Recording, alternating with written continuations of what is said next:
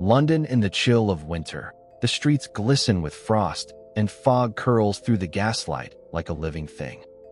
Amid the silence of the season, an odd and seemingly trivial mystery finds its way to 221B Baker Street. A forgotten hat, a lost goose, and a trail that winds into the curious heart of the city. What begins as a simple puzzle soon unfolds into a tale of reason, redemption, and the brilliant mind of Sherlock Holmes. This is the adventure of the Blue Carbuncle, written by Sir Arthur Conan Doyle. Narrated and produced by Whispered Pages, where stories come alive in candlelight and shadow. So settle in by the fire, and let the mystery begin. The Adventure of the Blue Carbuncle. Written by Sir Arthur Conan Doyle. Read by Whispered Pages. I had called upon my friend Sherlock Holmes upon the second morning after Christmas, with the intention of wishing him the compliments of the season. He was lounging upon the sofa in a purple dressing gown, a pipe rack within his reach upon the right, and a pile of crumpled morning papers, evidently newly studied, near at hand. Beside the couch was a wooden chair, and on the angle of the back hung a very seedy and disreputable hard felt hat, much the worse for wear, and cracked in several places. A lens and a forceps lying upon the seat of the chair suggested that the hat had been suspended in this manner for the purpose of examination. "You are engaged," said I. "Perhaps I interrupt you." "Not at all. I am glad to have a friend with whom I can discuss my results. The matter is a perfectly trivial 1 inch." He jerked his thumb in the direction of the old hat. "But there are points in connection with it which are not entirely devoid of interest and even of instruction." I seated myself in his armchair and warmed my hands before his crackling fire, for a sharp frost had set in, and the windows were thick with the ice crystals. "I suppose," I remarked, "that, homely as it looks, this thing has some deadly story linked onto it, that it is the clue which will guide you in the solution of some mystery and the punishment of some crime." No crime," said Sherlock Holmes, laughing. "Only one of those whimsical little incidents which will happen when you have 4 million human beings all jostling each other within the space of a few square miles. Amid the action and reaction of so dense a swarm of humanity, every possible combination of events may be expected to take place, and many a little problem will be presented which may be striking and bizarre without being criminal. We have already had experience of such. So much so," I remarked, "that of the last 6 cases which I have added to my notes, 3 have been entirely free of any legal crime." "Precisely. You allude to my attempt to recover the Irene Adler papers, to the singular case of Miss Mary Sutherland, and to the adventure of the man with the twisted lip. Well, I have no doubt that this small matter will fall into the same innocent category. You know Peterson, the commissionaire?" "Yes. It is to him that this trophy belongs." "It is his hat." No, he found it. Its owner is unknown. I beg that you will look upon it not as a battered billycock, but as an intellectual problem. And, first, as to how it came here. It arrived upon Christmas morning, in company with a good fat goose, which is, I have no doubt, roasting at this moment in front of Peterson's fire. The facts are these. About 4 o'clock on Christmas morning, Peterson, who, as you know, is a very honest fellow, was returning from some small jollification and was making his way homeward down Tottenham Court Road. In front of him he saw, in the gaslight, a tallish man, walking with a slight stagger and carrying a white goose slung over his shoulder. As he reached the corner of Goodge Street, a row broke out between this stranger and a little knot of roughs. One of the latter knocked off the man's hat, on which he raised his stick to defend himself, and, swinging it over his head, smashed the shop window behind him. Peterson had rushed forward to protect the stranger from his assailants, but the man, shocked at having broken the window, and seeing an official-looking person in uniform rushing towards him, dropped his goose, took to his heels, and vanished amid the labyrinth of small streets which lie at the back of Tottenham Court Road. The roughs had also fled at the appearance of Peterson, so that he was left in possession of the field of battle, and also of the spoils of victory in the shape of this battered hat and a most unimpeachable Christmas goose, which surely he restored to their owner. My dear fellow, there lies the problem. It is true that for Mrs. Henry Baker was printed upon a small card which was tied to the bird's left leg, and it is also true that the initials H.B. are legible upon the lining of this hat, but as there are some thousands of Bakers and some hundreds of Henry Bakers in this city of ours, it is not easy to restore lost property to any one of them. What then did Peterson do? He brought round both hat and goose to me on Christmas morning, knowing that even the smallest problems are of interest to me. The goose we retained until this morning, when there were signs that, in spite of the slight frost, it would be well that it should be eaten without unnecessary delay. Its finder has carried it off, therefore, to fulfill the ultimate destiny of a goose, while I continue to retain the hat of the unknown gentleman who lost his Christmas dinner. Did he not advertise? No. Then, what clue could you have as to his identity? Only as much as we can deduce. From his hat. Precisely. But you are joking. What can you gather from this old battered felt? Here is my lens. You know my methods. What can you gather yourself as to the individuality of the man who has worn this article? I took the tattered object in my hands and turned it over rather ruefully. It was a very ordinary black hat of the usual round shape, hard and much the worse for wear. The lining had been of red silk, but was a good deal discolored. There was no maker's name, but, as Holmes had remarked, the initials H.B. were scrawled upon one side. It was pierced in the brim for a hat securer, but the elastic was missing. For the rest, it was cracked, exceedingly dusty, and spotted in several places, although there seemed to have been some attempt to hide the discolored patches by smearing them with ink. I can see nothing, said I, handing it back to my friend. On the contrary, Watson, you can see everything. You fail, however, to reason from what you see. You are too timid in drawing your inferences. Then, pray tell me what it is that you can infer from this hat. He picked it up and gazed at it in the peculiar introspective fashion which was characteristic of him. It is perhaps less suggestive than it might have been, he remarked. And yet there are a few inferences which are very distinct, and a few others which represent at least a strong balance of probability. That the man was highly intellectual is of course obvious upon the face of it, and also that he was fairly well-to-do within the last 3 years, although he has now fallen upon evil days. He had foresight, but has less now than formerly, pointing to a moral retrogression, which, when taken with the decline of his fortunes, seems to indicate some evil influence, probably drink, at work upon him. This may account also for the obvious fact that his wife has ceased to love him. My dear Holmes, he has, however, retained some degree of self-respect, he continued, disregarding my remonstrance. He is a man who leads a sedentary life, goes out little, is out of training entirely, is middle-aged, has grizzled hair which he has had cut within the last few days, and which he anoints with lime cream. You are certainly joking, Holmes. Not in the least. Is it possible that even now, when I give you these results, you are unable to see how they are attained? I have no doubt that I am very stupid, but I must confess that I am unable to follow you. For example, how did you deduce that this man was intellectual? For answer, Holmes clapped the hat upon his head. It came right over the forehead and settled upon the bridge of his nose. It is a question of cubic capacity, said he. A man with so large a brain must have something in it. The decline of his fortunes, then? This hat is 3 years old.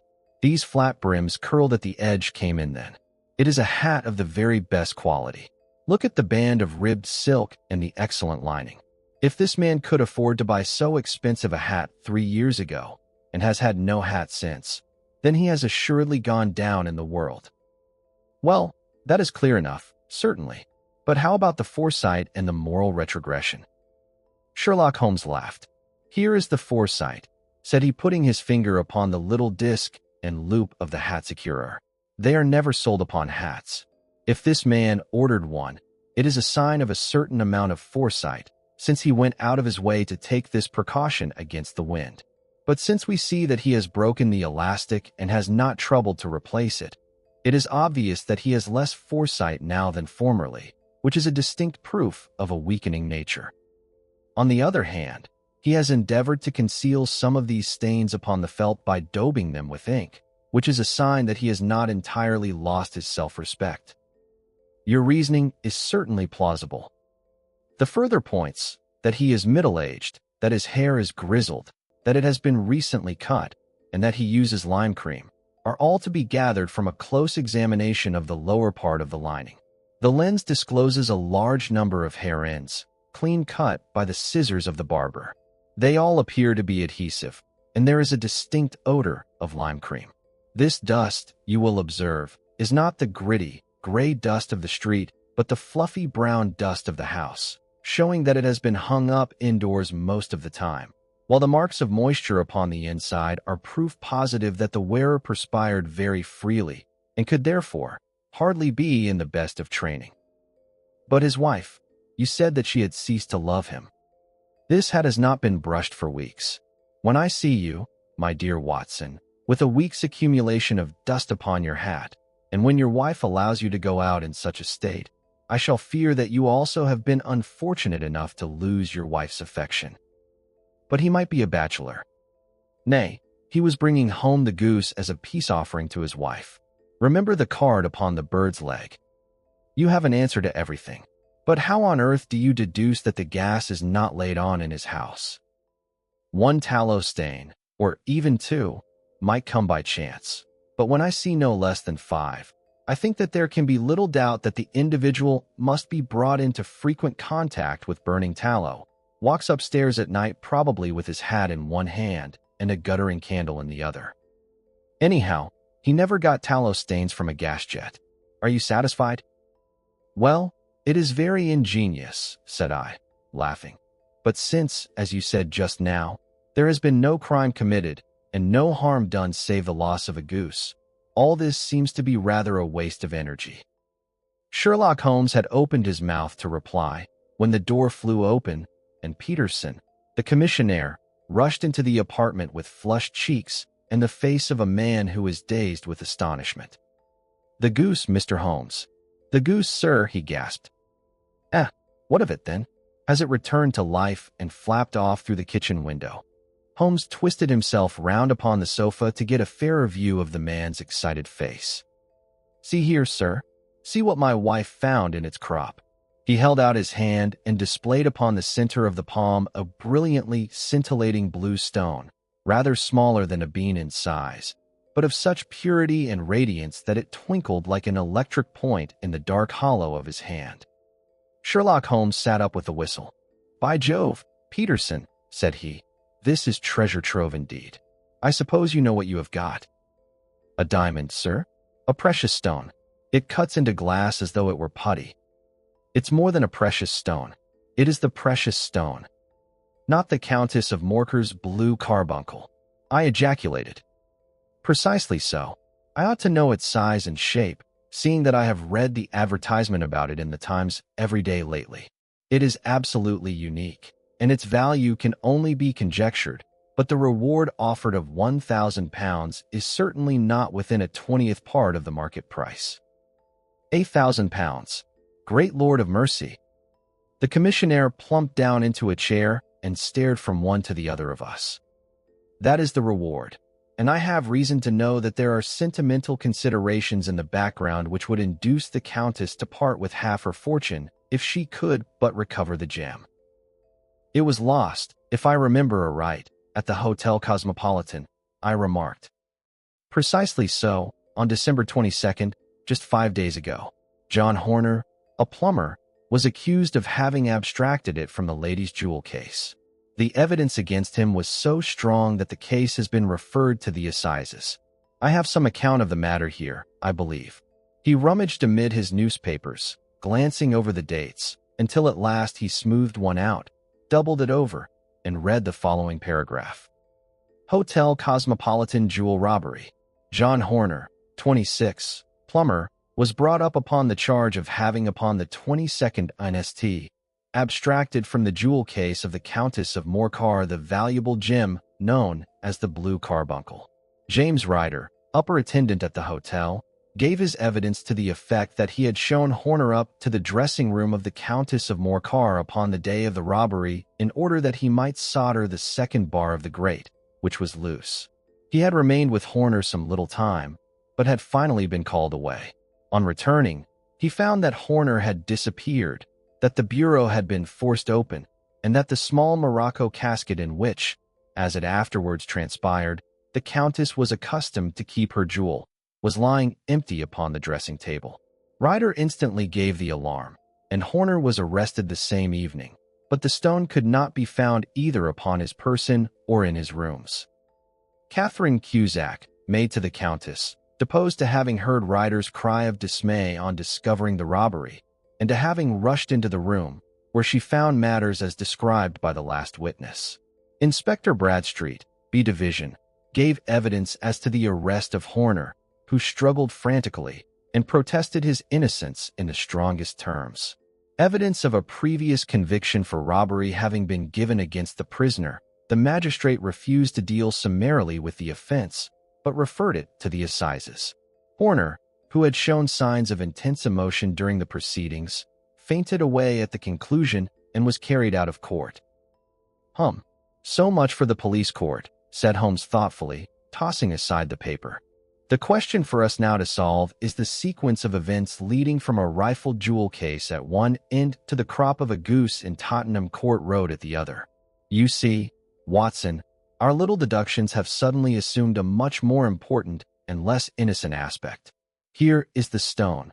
The stone came from the goose, and the goose came from Mr. Henry Baker, the gentleman with the bad hat, and all the other characteristics with which I have bored you. So now we must set ourselves very seriously to finding this gentleman and ascertaining what part he has played in this little mystery. To do this, we must try the simplest means first, and these lie undoubtedly in an advertisement in all the evening papers. If this fail, I shall have recourse to other methods. What will you say? Give me a pencil and that slip of paper. Now, then, found at the corner of Goodge Street, a goose and a black felt hat. Mr. Henry Baker can have the same by applying at 6:30 this evening at 221B, Baker Street. That is clear and concise. Very, but will he see it? Well, he is sure to keep an eye on the papers, since, to a poor man, the loss was a heavy one. He was clearly so scared by his mischance in breaking the window and by the approach of Peterson that he thought of nothing but flight. But since then he must have bitterly regretted the impulse which caused him to drop his bird. Then, again, the introduction of his name will cause him to see it, for everyone who knows him will direct his attention to it. Here you are, Peterson, run down to the advertising agency and have this put in the evening papers. In which, sir? Oh, in the Globe, Star, Pall Mall, St. James's Gazette, Evening News, Standard, Echo, and any others that occur to you. Very well, sir. And this stone? Ah, yes, I shall keep the stone. Thank you. And, I say, Peterson, just buy a goose on your way back and leave it here with me, for we must have one to give to this gentleman in place of the one which your family is now devouring. When the commissionaire had gone, Holmes took up the stone and held it against the light. It's a bonny thing, said he. Just see how it glints and sparkles. Of course it is a nucleus and focus of crime. Every good stone is. They are the devil's pet baits. In the larger and older jewels, every facet may stand for a bloody deed. This stone is not yet 20 years old. It was found in the banks of the Amoy River in southern China and is remarkable in having every characteristic of the carbuncle, save that it is blue in shade instead of ruby red. In spite of its youth, it has already a sinister history. There have been 2 murders, a vitriol throwing, a suicide, and several robberies brought about for the sake of this 40-grain weight of crystallized charcoal. Who would think that so pretty a toy would be a purveyor to the gallows and the prison? I'll lock it up in my strong box now and drop a line to the Countess to say that we have it. Do you think that this man Horner is innocent? I cannot tell. Well, then, do you imagine that this other one, Henry Baker, had anything to do with the matter? It is, I think, much more likely that Henry Baker is an absolutely innocent man, who had no idea that the bird which he was carrying was of considerably more value than if it were made of solid gold. That, however, I shall determine by a very simple test if we have an answer to our advertisement. And you can do nothing until then? Nothing. In that case, I shall continue my professional round. But I shall come back in the evening at the hour you have mentioned, for I should like to see the solution of so tangled a business. Very glad to see you. I dine at 7. There is a woodcock, I believe. By the way, in view of recent occurrences, perhaps I ought to ask Mrs. Hudson to examine its crop. I had been delayed at a case, and it was a little after 6:30 when I found myself in Baker Street once more. As I approached the house, I saw a tall man in a Scotch bonnet with a coat which was buttoned up to his chin waiting outside in the bright semicircle which was thrown from the fanlight. Just as I arrived, the door was opened, and we were shown up together to Holmes' room. "Mr. Henry Baker, I believe," said he, rising from his armchair and greeting his visitor with the easy air of geniality which he could so readily assume. "Pray take this chair by the fire, Mr. Baker. It is a cold night, and I observe that your circulation is more adapted for summer than for winter. Ah, Watson, you have just come at the right time. Is that your hat, Mr. Baker?" "Yes, sir, that is undoubtedly my hat." He was a large man with rounded shoulders, a massive head, and a broad, intelligent face, sloping down to a pointed beard of grizzled brown. A touch of red in nose and cheeks, with a slight tremor of his extended hand, recalled Holmes' surmise as to his habits. His rusty black frock coat was buttoned right up in front, with the collar turned up, and his lank wrists protruded from his sleeves without a sign of cuff or shirt. He spoke in a slow staccato fashion, choosing his words with care, and gave the impression generally of a man of learning and letters who had had ill usage at the hands of fortune. "We have retained these things for some days," said Holmes, "because we expected to see an advertisement from you giving your address. I am at a loss to know now why you did not advertise." Our visitor gave a rather shamefaced laugh. "Shillings have not been so plentiful with me as they once were," he remarked. "I had no doubt that the gang of roughs who assaulted me had carried off both my hat and the bird. I did not care to spend more money in a hopeless attempt at recovering them. Very naturally. By the way, about the bird, we were compelled to eat it." "To eat it?" Our visitor half rose from his chair in his excitement. "Yes, it would have been of no use to anyone had we not done so. But I presume that this other goose upon the sideboard, which is about the same weight and perfectly fresh, will answer your purpose equally well." "Oh, certainly, certainly," answered Mr. Baker with a sigh of relief. "Of course, we still have the feathers, legs, crop, and so on of your own bird, so if you wish—" The man burst into a hearty laugh. "They might be useful to me as relics of my adventure," said he. "But beyond that I can hardly see what use the disjecta membra of my late acquaintance are going to be to me. No, sir, I think that, with your permission, I will confine my attentions to the excellent bird which I perceive upon the sideboard." Sherlock Holmes glanced sharply across at me with a slight shrug of his shoulders. "There is your hat, then, and there your bird," said he. "By the way, would it bore you to tell me where you got the other one from? I am somewhat of a fowl fancier, and I have seldom seen a better-grown goose."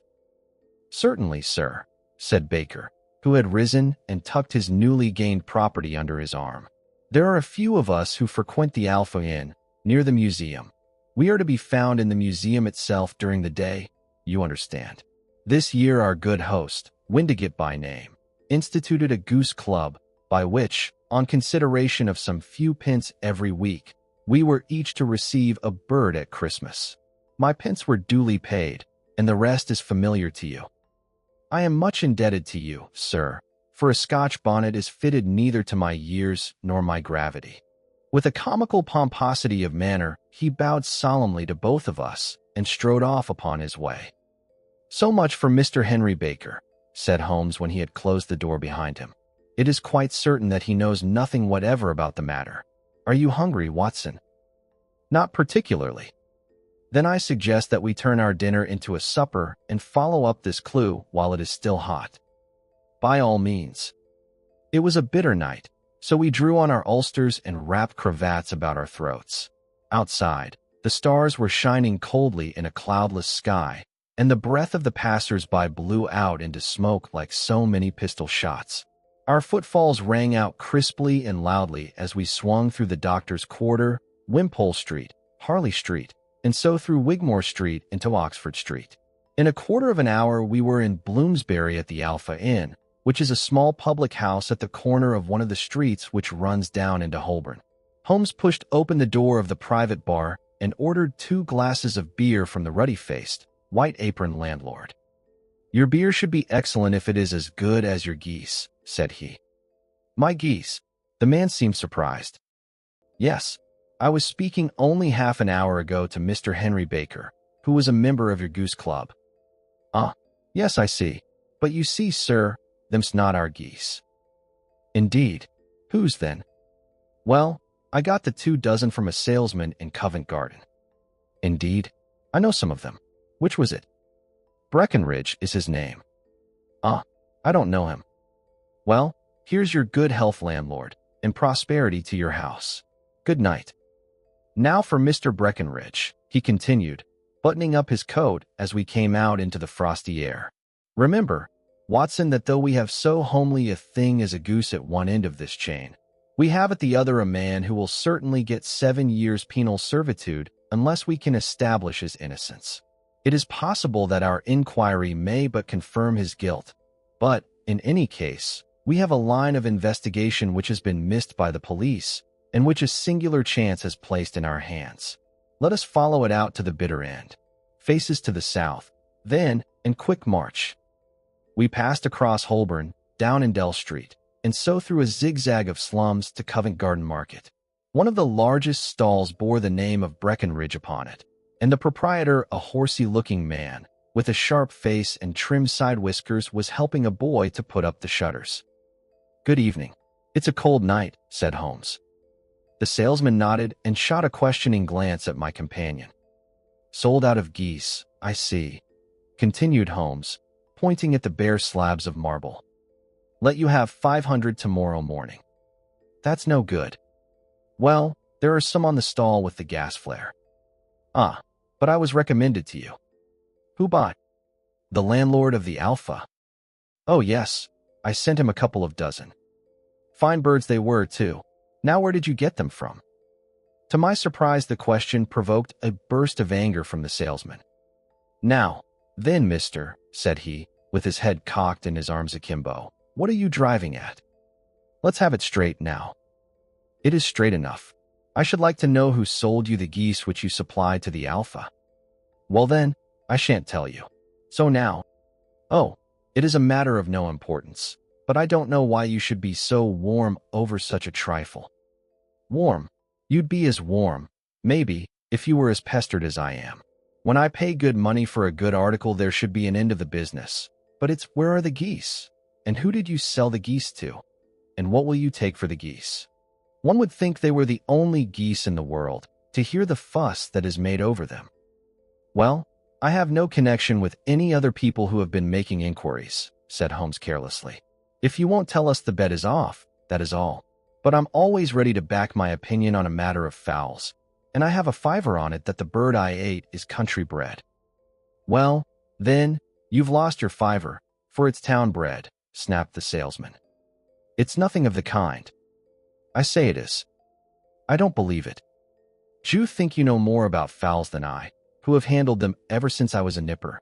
I tell you, all those birds that went to the Alpha were town bred." "You'll never persuade me to believe that." "Will you bet, then?" "It's merely taking your money, for I know that I am right. But I'll have a sovereign on with you, just to teach you not to be obstinate." The salesman chuckled grimly. "Bring me the books, Bill," said he. The small boy brought round a small, thin volume, and a great, greasy-backed one, laying them out together beneath the hanging lamp. "Break time equals 0. 25s/. Now then, Mr. Cocksure," said the salesman, "I thought that I was out of geese, but before I finish you'll find that there is still one left in my shop. You see this little book? Well, that's the list of the folk from whom I buy. Do you see? Well, then, Here on this page are the country folk, and the numbers after their names are where their accounts are in the big ledger. Now then, you see this other page in red ink? Well, that is a list of my town suppliers. Now look at that third name. Just read it out to me. Mrs. Oakshott, 117, Brixton Road, 249, Red Holmes. Quite so. Now turn that up in the ledger. Holmes turned to the page indicated. Here you are, Mrs. Oakshott, 117, Brixton Road, egg and poultry supplier. Now, then, what's the last entry? December 22nd, 24 geese at sevens. 60. Quite so. There you are. And underneath. Sold to Mr. Windigate of the Alpha at 12s. What have you to say now? Sherlock Holmes looked deeply chagrined. He drew a sovereign from his pocket and threw it down upon the slab, turning away with the air of a man whose disgust is too deep for words. A few yards off he stopped under a lamppost and laughed in the hearty, noiseless fashion which was peculiar to him. When you see a man with whiskers of that cut and the pink protruding out of his pocket, you can always draw him by a bet, said he. I dare say that if I had put £100 down in front of him, that man would not have given me such complete information as was drawn from him by the idea that he was doing me on a wager. Well, Watson, we are, I fancy, nearing the end of our quest, and the only point which remains to be determined is whether we should go on to this Mrs. Oakshott tonight, or whether we should reserve it for tomorrow. It is clear from what that surly fellow said that there are others besides ourselves who are anxious about the matter, and I should. His remarks were suddenly cut short by a loud hubbub which broke out from the stall which we had just left. Turning round, we saw a little rat-faced fellow standing in the center of the circle of yellow light which was thrown by the swinging lamp, while Breckenridge, the salesman, framed in the door of his stall, was shaking his fists fiercely at the cringing figure. I've had enough of you and your geese, he shouted. I wish you were all at the devil together. If you come pestering me any more with your silly talk, I'll set the dog at you. You bring Mrs. Oakshott here, and I'll answer her. But what have you to do with it? Did I buy the geese off you?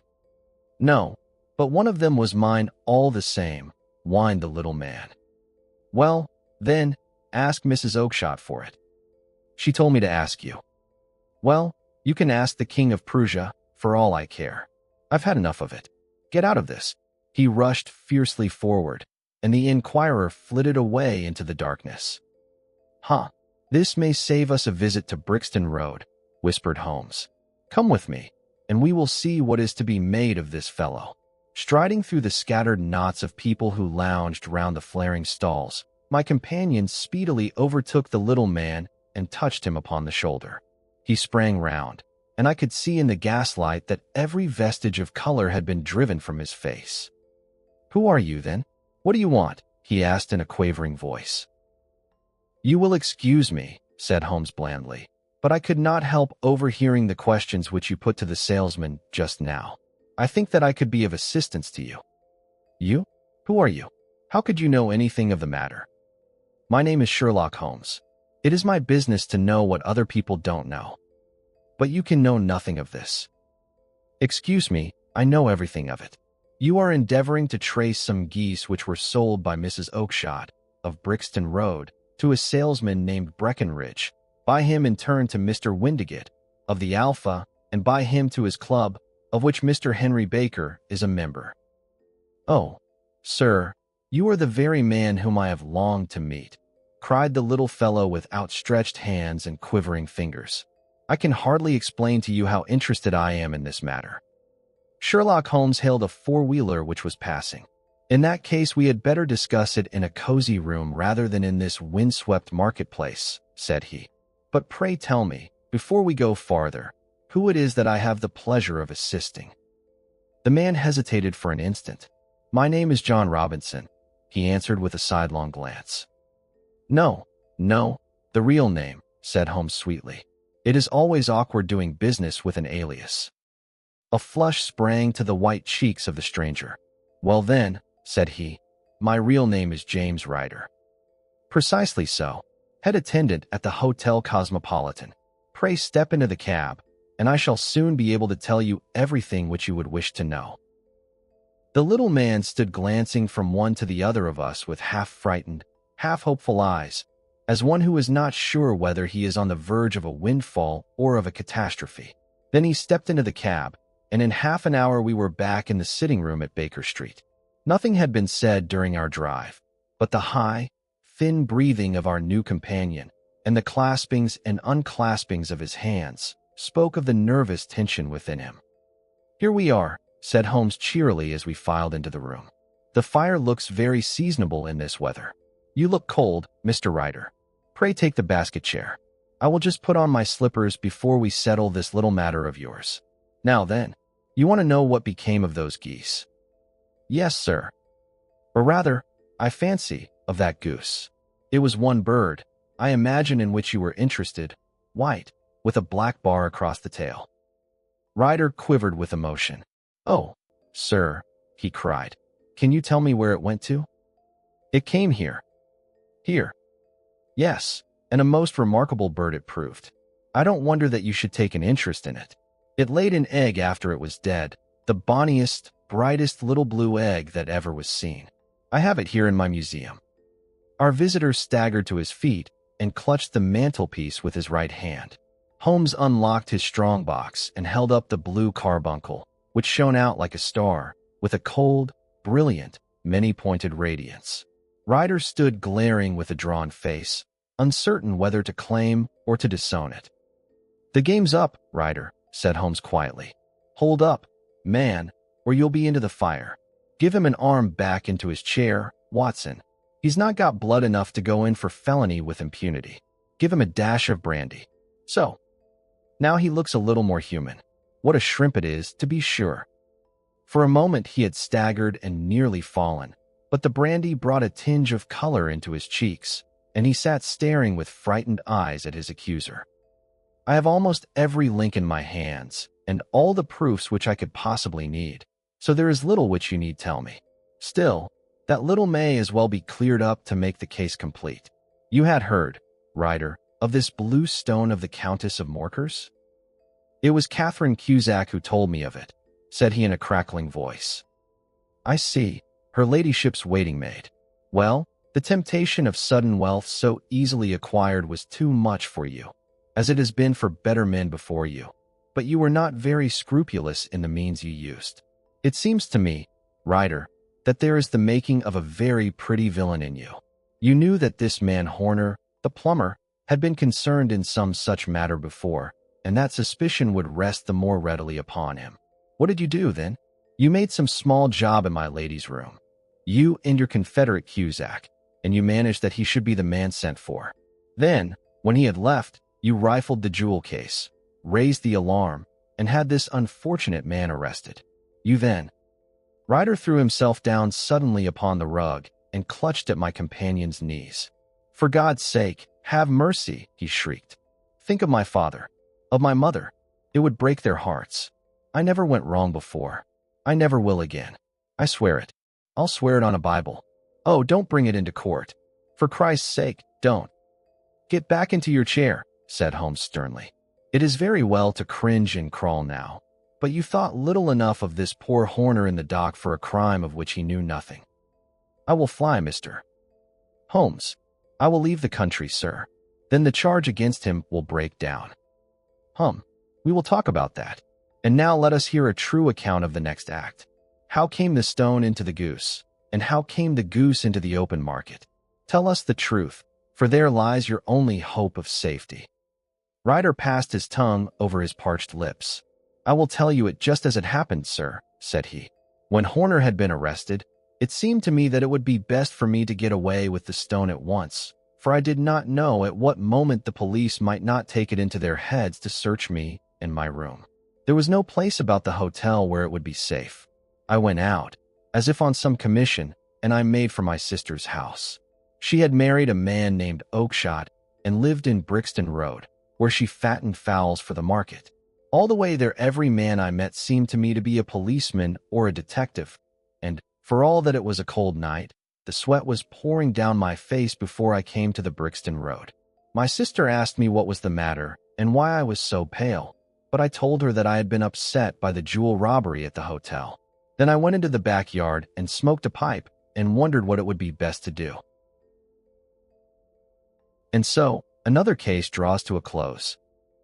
In the flicker of the lamplight, the echoes of Baker Street fade once more into the London fog.